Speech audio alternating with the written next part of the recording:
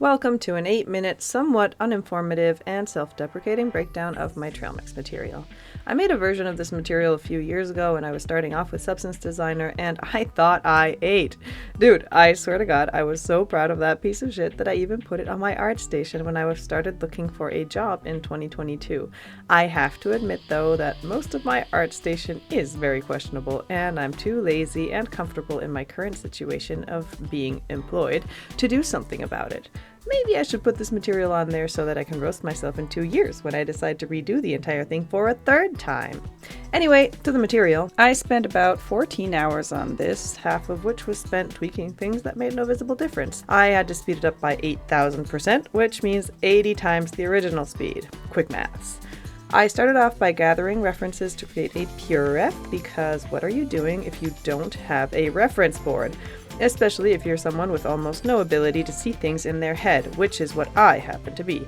Next step was to create the base height for each element of the trail mix. Cashews came first, then raisins, and the M&Ms. Almonds were next and were my first big struggle. I wanted about 2 to 3 different angles for each trail mix element, and I have to say height maps are something I struggle with a lot. I fall for the optical illusion every single time, and the only way to understand values in my case is to use a cross-section node.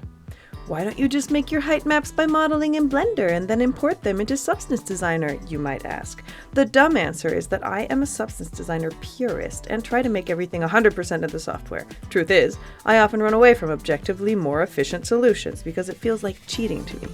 I want to be able to create anything I can come up with within this software, so I do things like sacrifice over 13 hours to make a trail mix material that has zero reason to exist other than that I like trail mix.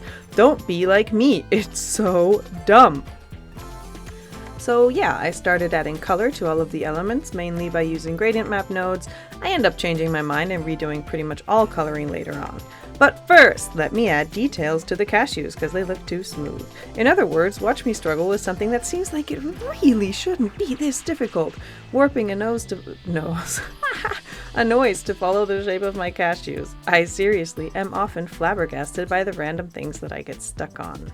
Back to coloring though. I pretty quickly noticed that my M&M coloring method was crap, so I switched to coloring with a flood fill to color, using a specific color palette mapped to a white noise to randomize the colors.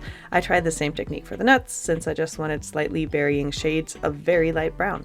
Later on, I also add some color variation to both elements by overlaying noises on the simple coloring. At this point, the material looks horrendous, but as per usual, my brain has already decided that this is what trail mix looks like. For some reason, not even having references open are helping me see things clearly. This is why going to bed and looking at your art again in the morning is very beneficial. I did that many times throughout this process. I made this in over 8 sessions, I think, since I mostly work on these projects after work. To create a dense pile of nuts without too much intersection of elements, I layered 3 to 4 shape splatter nodes with an assortment of trail mix components, making sure to make everything look as random as possible. So one splatter node might have 2 M&Ms, 2 almonds, a raisin, 2 cashews, and a peanut, and the next will have, well, a different assortment. I made sure to put the most problematic elements, ones I didn't think I did a great job making, in the back layers. And now I'm playing around with my color palettes, which I thankfully revisit later on, and I'm adding some AO into the base color. I look so gross. I can't. Okay, I'm being mean, actually. I work in iterations, so it obviously doesn't look good midway when I just created the base shapes and colors. Like I said, I am at halftime and spend pretty much all of the remaining time revisiting each element and adding little details. For example, an attempt at salt sprinkled all over the place. Oh my god, I almost forgot the hour I spent trying out every combination of height settings and blending methods between layers to get the best depth effect possible. I honestly don't seem to fully understand the height sliders in the shape splatter node. I really just try things at random, hoping for a good result, and then forget what I did, and for the next material I get to do the entire process again. In this case, I'm not completely sure, but I think I actually ended up with the same settings I had started with, so I probably wasted that hour of my life. But hey, I got to be excited twice, once for each time I came to the same conclusion. Now, here I added the M to the M&Ms, which might just be a copyright infringement? Let me know. And some random adjustments here and there. Ooh, here I think I made some changes to the nut color palettes, and all of a sudden everything looks a whole lot more roasted, and I like it. This is also a point where I finally started feeling good about the material. Oh shit, here I go again with my third attempt at fixing the almonds that still look too plastic. Everything I ever did to make the almonds is embarrassing to look at, super non-procedural. A soft breeze and the whole almond falls apart. Don't judge me, it wasn't my day, but I still came up with a much better solution than before for the almond structure. A simple little spline in combination with the spline mapper node to map a structure onto it that would conform to the shape. After the main almond, I also spent a while improving the other two. I actually went out and bought almonds for this. Sadly, they were nothing like the reference I was using, so I ate them. Oh my god, just watch me. I don't want to know how much time I spent on this. I'm pretty sure I even tried some stuff out without recording. So whatever you see here, I bet I spent at least another half hour trying stuff out off camera.